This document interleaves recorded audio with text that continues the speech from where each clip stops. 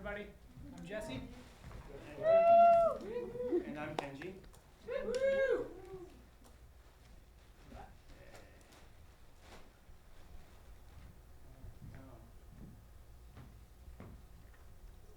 You know, some say that history is destined to repeat itself. As time moves forward, new history is created, some recorded, cataloged, and tagged, while other parts of history disappear with the death of the last witness. July 19, 1947. General Aung San of the Shadow Burmese government, 6 of his cabinet and 2 non-cabinet members are assassinated. Aung San was instrumental in bringing about independence to Burma from British rule, although he died 6 months before independence. Following in his footsteps, his daughter Suu Kyi has continued to fight for democracy, and she is a recipient of a Nobel Peace Prize.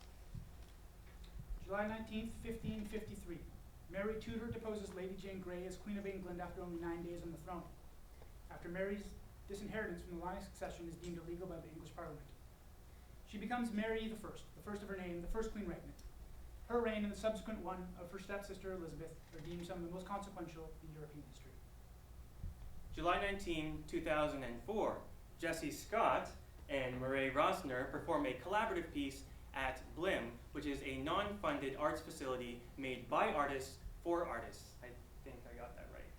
Yeah, Okay. In terms of BLIM, yes. In terms of the date, this is kind of the funny thing. July 19th, maybe June 19th.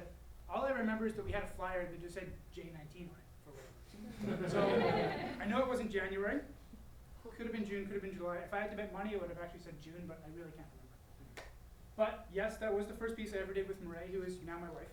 And we've toured that piece all over the world. Cool. Oh, and how was that first show anyway? The first show was good. We actually had a third collaborator who just never showed up, and she was never part of the piece. And is that why you guys fell in love? You were forced to work together? Well, by the time we actually were on stage for the show, we had already been making out pretty much. Well, I'm sorry I missed that show then. Good times. July 19, 1960. Award-winning Canadian filmmaker and future recipient of the Order of Canada, Adam Egoyan, is born. Future recipient? I thought, didn't he get awarded that like last year or something? My tense is wrong?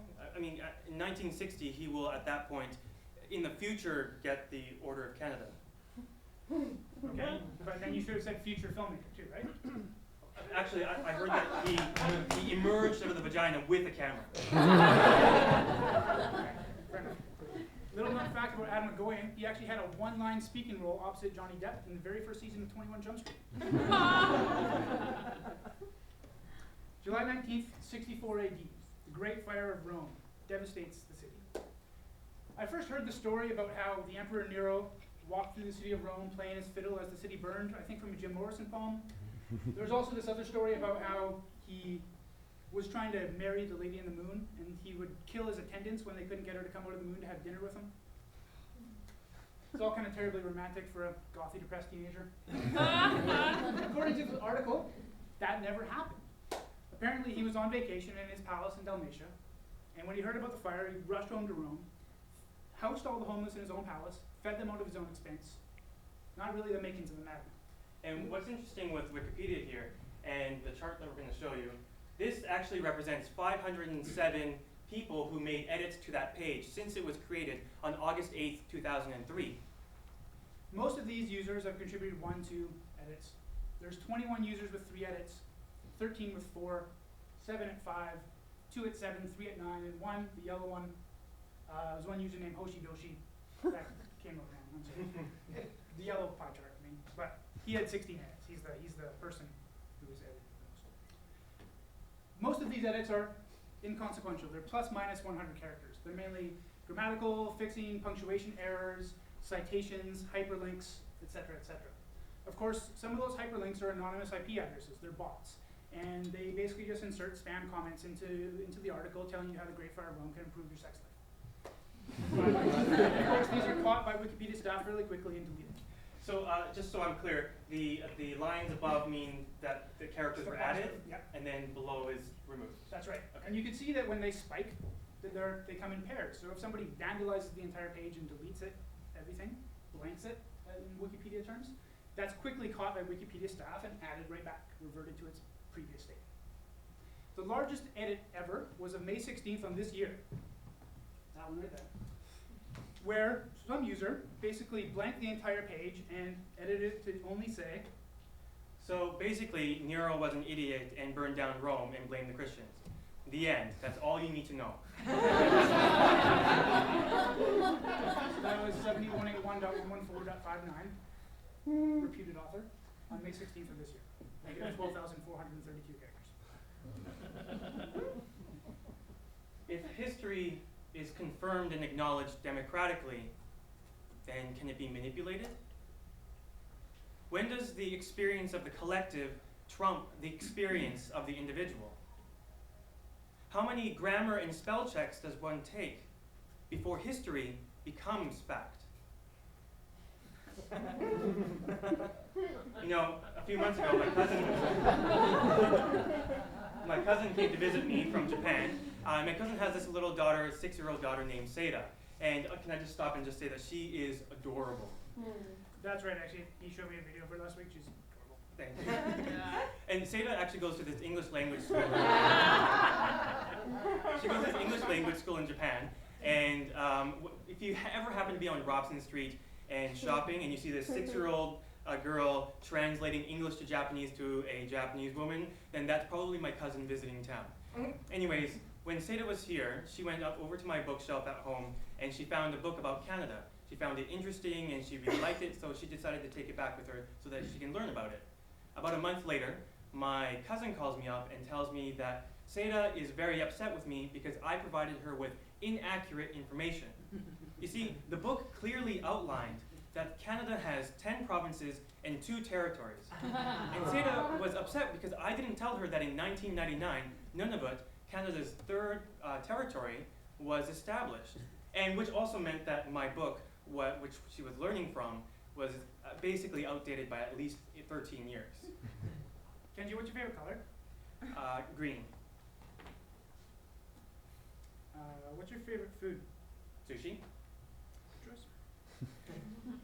Animal? Giraffe.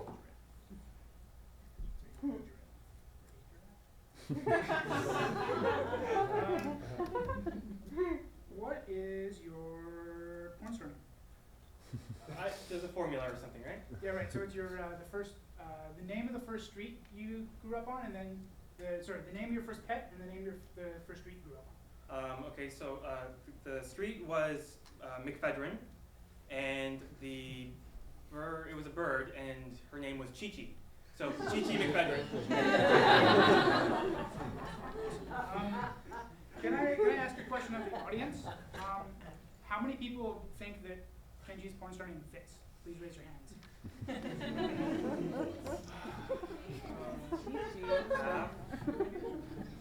Keep them up, please. 7-ish? Okay. Christina, do we have a head count tonight? I think it's 72. What's your porn star name anyway? Mine would be Luke Majuba Hill. Majuba Hill? Majuba Hill. Yeah. Okay. So it's like Majuba Hill was the street, but I would put like Luke Majuba as kind of like the nickname, right? Luke Hill, but like Majuba Hill.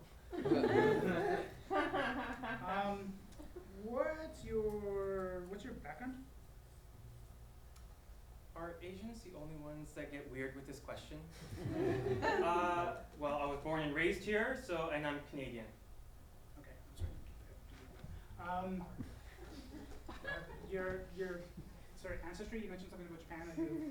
Japanese. Yeah. My parents, grandparents, they're all from Japan, so I'm Japanese.